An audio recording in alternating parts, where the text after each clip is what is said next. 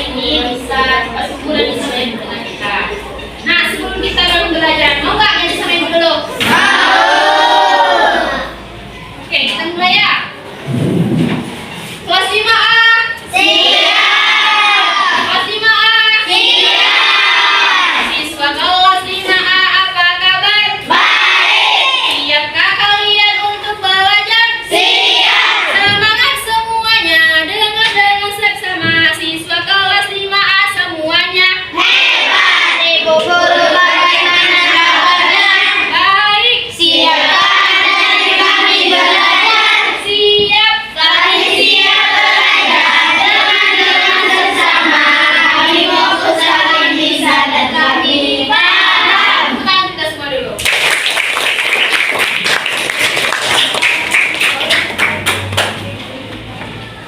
Oke, hari ini kita akan belajar tentang kualitas dan kelayakan air.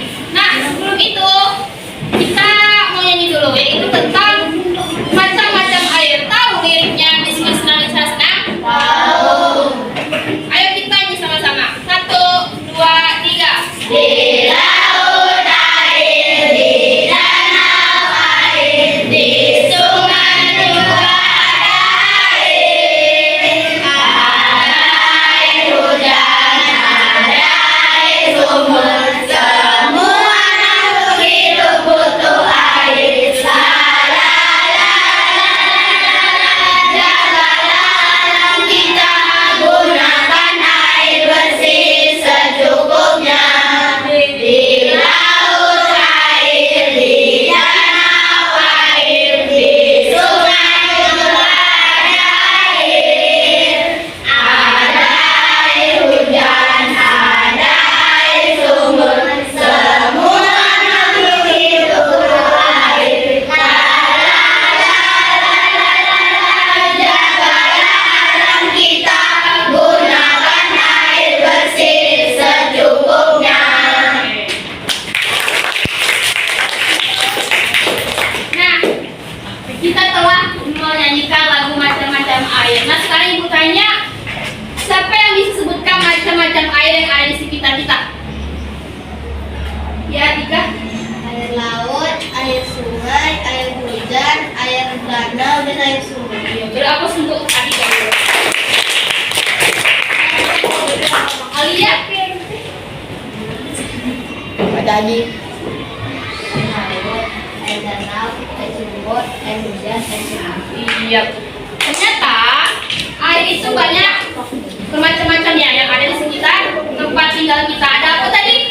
Air laut, air danau, air sungai, air hujan, air sumur. Nah, dari macam-macam air tadi, kegunaannya di dalam kehidupan sehari-hari, ada yang tahu tidak? Biasanya air itu kita gunakan untuk apa? Mandi, Minum. Apa lagi? Cuci baju, ada memasak, ada mencuci, ada mandi, dan sebagainya. Karena kita hidup itu membutuhkan air.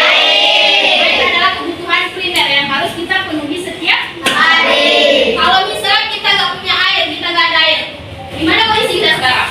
Kekeringan. Di situ air. kalau kita tidak mendapatkan air setiap harinya, maka tubuh kita tidak bisa memenuhi kebutuhannya. Nah, di dalam macam-macam air ini tentunya kita harus melihat dulu apakah air itu layak atau tidak kita gunakan sehari-hari. Nah, air yang ada di rumah kita itu warnanya ada biru, ada bersih kan? Nah, kalau air itu layak tidak untuk kita gunakan? Kenapa? Terus kalau kita gunakan dalam kehidupan kita,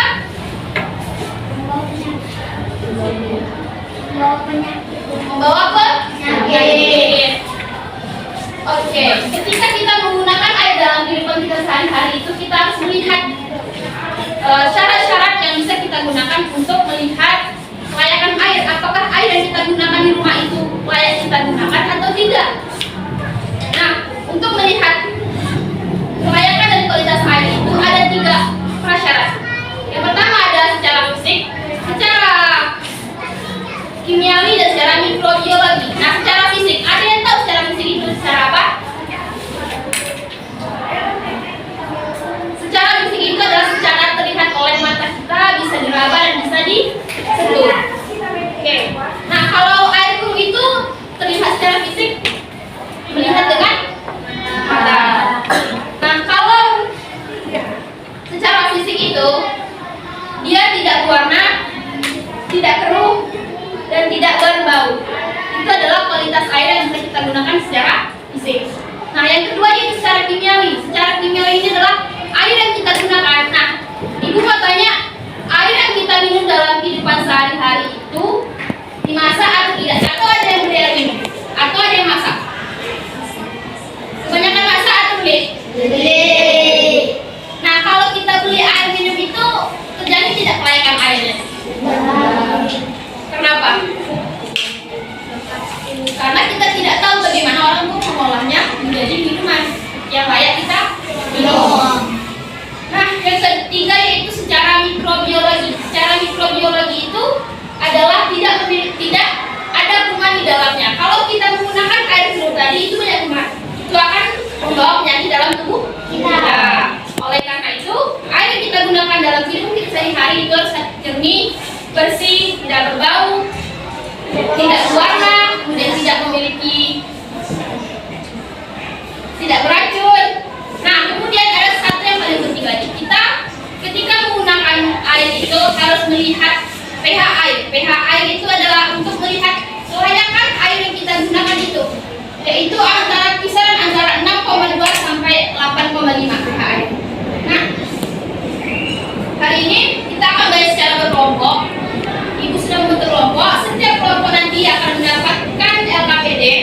Nah, nanti di LKPD itu dikerjakan secara berkelompok. Nanti setiap kelompok akan presentasikan hasil diskusinya. Nah, tujuan kaitannya dari kita menyajikan macam-macam air ini adalah untuk melihat ciri-ciri dari air laut, air danau, air sungai yang bisa kita gunakan dalam kehidupan sehari-hari. Mana di air laut ini kan banyak sampah-sampah yang mempengaruhi kualitas airnya. Nah, bagaimana kita cara mengetahuinya air laut ini bersih dan layak kita gunakan? Yaitu untuk mengetahui ciri-cirinya terlebih dahulu. 100. Ya.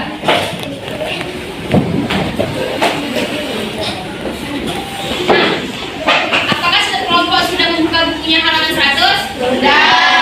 Nah, setiap perwakilan kelompok silakan maju ke depan untuk mengambil tablet. Dalam tablet tersebut, setiap kelompok untuk menyimak video yang telah disediakan.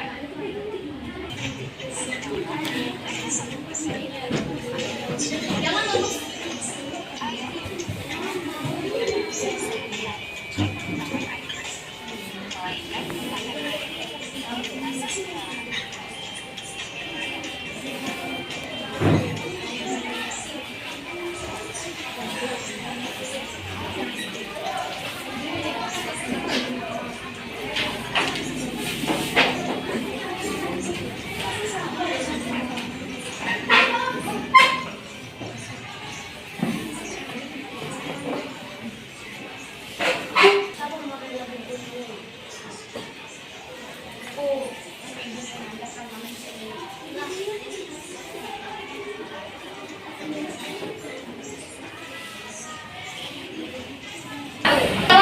Anak-anak semua mengamati video tersebut. Apa maksud dan isi dari video tersebut? Ada yang jawab? Cara mencegah minuman yang tidak layak dikonsumsi dengan cara menghindari air yang berbau, berwarna, dan berasa. Tepuk tangan untuk Abah dulu. Nah, jadi dari video yang kita telah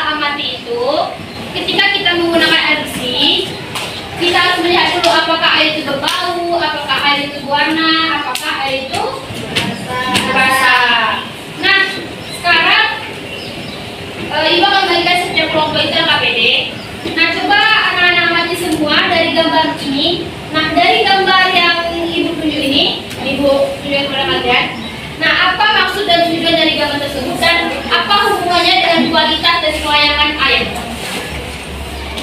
Bisa dipahami? Nah, kemudian setelah itu, bagaimana caranya kita tahu ciri-ciri dari air laut, air danau, air sungai, dan air sumur yang kita gunakan dalam kehidupan sehari-hari itu termasuk ke dalam kualitas dan layak atau tidaknya kita gunakan.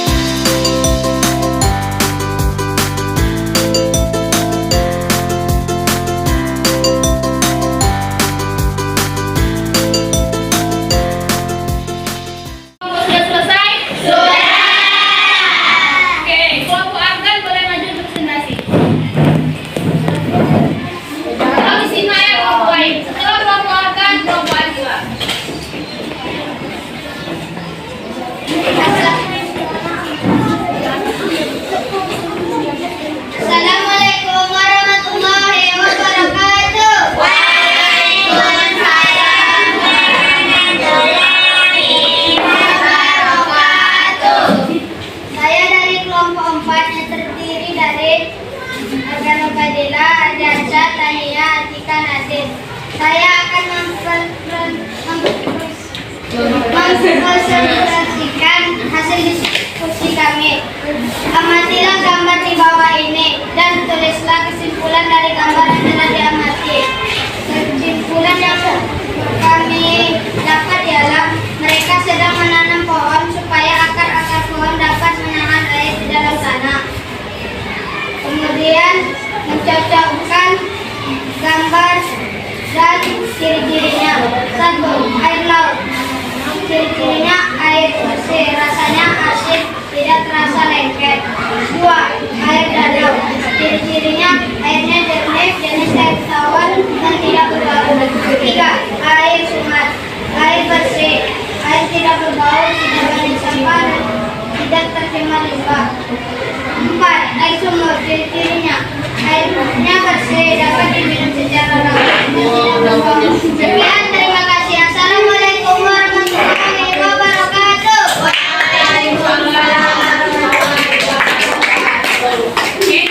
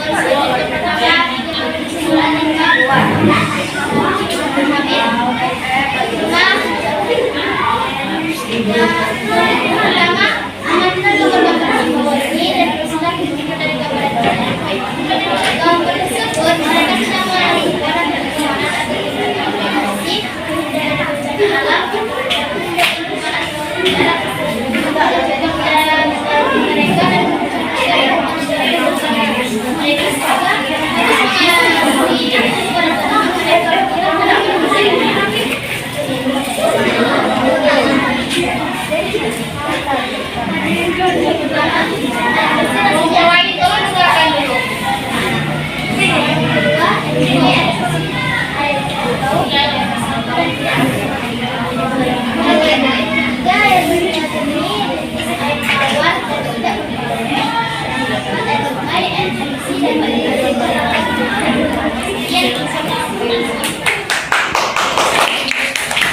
Nah, terima kasih kepada kelompok yang telah mendemonstrasikan hasil-hasilnya dengan baik.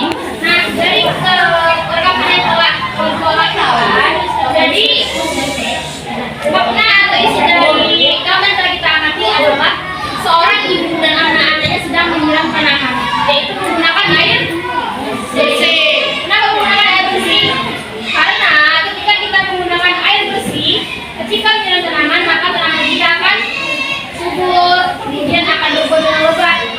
Jika kita menggunakan air yang keruh, maka tanaman tersebut akan mati. Itu pembahasan kita agar anak-anak lebih paham lagi.